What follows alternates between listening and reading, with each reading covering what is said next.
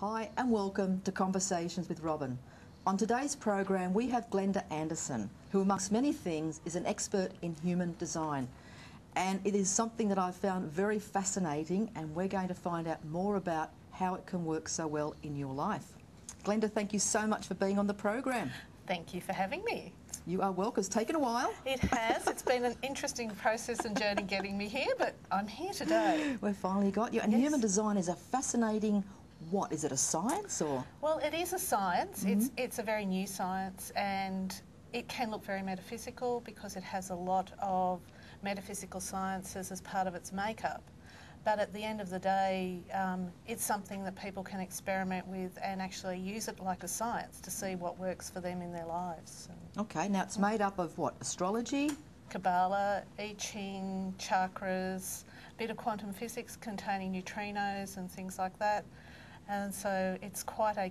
did I say the I Ching? Yes. Yes. So it's quite a complete picture, and it's a synthesis of all of those different philosophies and sciences brought together in a package that's really unique and quite remarkable. Okay, so if someone didn't understand about astrology, I Ching or whatever, and they just wanted like encapsulated in like a sentence or two of what is the benefit. Okay, well that's really easy because the benefit is there's a couple of things. We call it a science of differentiation because it's about you really understanding who you are in a unique way, how you're different to everybody else and how you're designed to operate differently to everybody else, as well as it gives you a very unique way of understanding how you make decisions in life. Most people don't really understand how they best make decisions. They make them with their mind. And every single decision we make influences our life greatly. You know, it can change your path completely if you make the wrong decision. So it gives the person their own specific way that they make decisions, and each person's unique in that. Well, what would be some of the ways that we make our decisions then? Well, some of the different ways are, for instance, I know your chart and my chart, we're what's called splenic, but I'm a splenic generator and you're what's called a splenic projector. And I make decisions from a very strong feeling I get in my gut.